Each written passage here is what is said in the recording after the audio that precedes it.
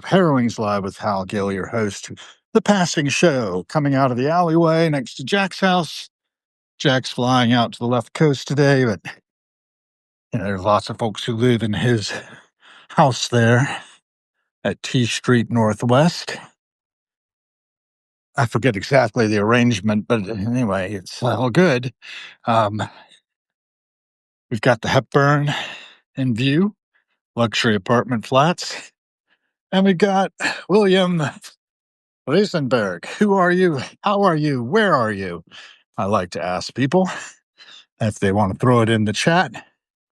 And the Passing Show is here just to give you a little bit of who, what, when, and where. Looks like got some skeletons over in the courtyard there. I don't know if y'all can see that. Yeah, there you go. You never know what you might see on the Passing Show. And I don't know exactly which direction I want to go in, but I think I'm going to go this way. We're on 19th Street. We're going to cross over by what was the Italian American Cultural Institute, the Frank Stella portico. That place is for sale, or was. Got an Italian flag still flying there. Not entirely hooked, looks like, to its flagpoles. Yeah, it's available by appointment. Douglas Elliman, 202-888-5720 if you'd like to buy this National Italian American Foundation. The Ambassador Peter F. Secchia building is for sale. The terrace was made possible by the generous contribution of Frank D. Stella, artist. Got other numbers there you could call. Matthew Windsor or Lindsay Armenio, if you're interested in buying. But I can tell you, it's been on the market a while.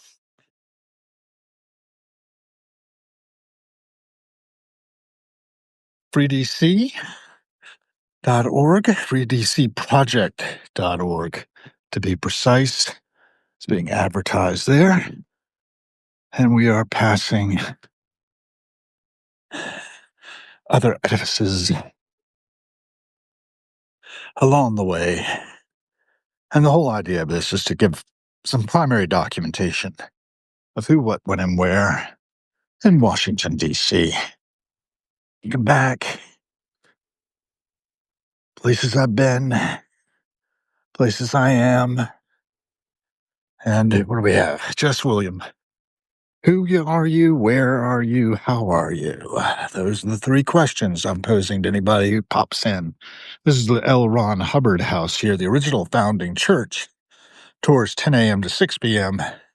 And you can call them at 202-234-7490. There you go. This is established in 1955, the Church of Scientology. L. Ron Hubbard started it, and this is listed in the National Register of Historic Places of the United States Department of the Interior. So there you have it, folks. Scientology got its start there. Here in Washington, D.C., of all places. Not far from where I take in the Passing Show, with all that entails, which is not a great deal. The main thing is to keep the main thing sharp and in focus, and consider that everything we do as living human beings impacts everything else. The ripple effects go out. People do what they can with what they have. Giving Tuesday was yesterday. Jack and I were talking a little bit about that. And it's not too late, if you need to give, feel like you want to give, to support something. I tend to give to seva.org, which is Sanskrit for service, as an organization that restores sight to the needlessly blind. You can imagine what a gift eyesight to the blind can be. But there are an awful lot of people running around the world still who do not have to be blind. They can benefit from the services of Seva. And it was started in 1979, 78, 79, somewhere in there, after the eradication of smallpox, when Steve Jobs, among others, got some people together and said, okay, what are you going to tackle next? You've eradicated smallpox. from the face of the earth. Huge gift to humanity. Thing too about the Carter initiatives to eliminate guinea worm and so many other good initiatives that have been put forward to reduce human suffering. But is the law of unintended consequences. Now that we are here and not suffering from certain things as much as we did in the past, need to take care of those of us who are here now, with all that entails. So keep in mind that we are all part of a big web of connections. Think cosmically while acting locally. Be where your feet are. An important rule of mine. Keeps me from face planting, which is very important if I'm going to keep going. Heard recently that some of my friends are going live. There's Charlotte Del Signore. Hey, how you doing, Charlotte? You're here. How are you? Where are you? And we now know who you are. Bathrobe guy is wishing us peace and meta. Meta being loving kindness. Another part of my motivation for doing anything I do is an indwelling sense of loving kindness that spurs me on to be a part of the passing show. I'm coming down by emissary. I used to have my meals here regularly, but they basically screwed up a little bit. And as a result, I tend to take my business to daily provisions now. But it is your neighborhood cafe. And maybe I'll drop in there later, have something. I don't know. They've got some great stuff, though, occasionally. They're not consistent, though. Consistency is important. Might say consistency is key. If I am nothing if not consistently inconsistent, I'm sat in my kitchen having a cup of tea. That's a good idea, Charlotte. I had a cup of green tea going, and I swallowed most of it before walking with Jack back to the place where he lives because he likes to pick up trash along the way, which I appreciate. Watch him do. And then he's heading to the left coast later today. He splits his time between Oakland, California, and Washington, D.C., and he's plugged into a lot of things. He was telling me about a young lady who has been a part of the staff at Camp One Rainbow that his wife met, and all of the information that she managed to draw out, or his wife, that is, from this young lady. His wife paints dog portraits that help fund Bonaparte's retreat for Emmylou Harris. So she's really plugged into the scene out there in San Francisco. I understand she had dinner with Michael Chabon. I was talking about him earlier today because he's an author who has written a book that was made into a movie for which Bob Dylan won an Oscar for one of the tunes and the soundtrack. That film was Wonder Boys. And I was talking about that because on December 2nd, 2000, 25 years ago, I saw that in Copenhagen, Denmark with my then girlfriend, manager of the Danish National Ensemble. I should write that story because today's December 3rd. I realized that it was probably around then or shortly thereafter that I realized this just wasn't going to work. This was just dead on arrival, even though we had a year-long correspondence plus and made a commitment to try this experiment instead.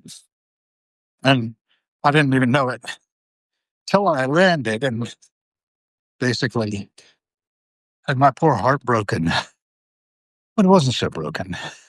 It's always better to do those things quickly and move on. So I could go on and on about that, but I really should write it up because it won't come out coherently and verbal means while I'm walking. But yeah, Wonder Boys, Michael Chabon, Gail, Jack's wife. Jack was at Woodstock. He's 77 now. And, he wouldn't have been had his father not survived being shot down over Germany. His father, John Brady, is one of the pilots depicted in Masters of the Air, the series on Apple TV, I think. Tom Hanks and Steven Spielberg project about the 100th Bomb Group, of which John Brady was a pilot, Jack's father. Jack came along in 1948, though, and went on to be an architect. And after a successful career in architecture, ended up, um, married to Gail and happily connected there. Gail wrote a book about her son's suicide attempt, Will's Choice, it was called. Jack lost his own son to acute pancreatitis at a fairly young age. Brokenhearted, really, in a lot of ways. That's one of the reasons I bear Jack company regularly, is to walk him through the experience of being alive, and he embraces it pretty fully. One of his architectural projects is a columbarium in which he will reside, and his son already does when all is said and done. So, we're all on the same journey, from I to otherwise, I like to say. Be here now, be where your feet are, have that cup of tea. And what do we got? Manhattan, that is. Working on updating our electronic medical records. Lee Penman, thank you for joining and telling us what you're up to. Ice mint tea for Bathrobe Guy as well. So, hey, I'm really glad to see a little conversation among the attendees happening as I babble on about my walk with Jack, about life, universe, and everything. December 2025, quarter century into the new millennium almost. Got to remember that 2001 is when the third millennium started up. And everybody here is weaving the future just by running up and down the road in some cases, or walking up and down, as I'm doing.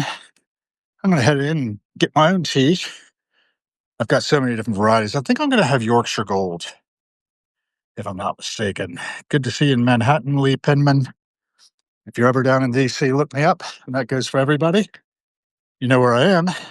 Across from the Albanian embassy, next door to the Embassy of Moldova, at the corner of Florida, Connecticut, S, and 21st Streets. There's 21st down there. And on it goes. The passing show up and into the bunker. Can't even see the entrance.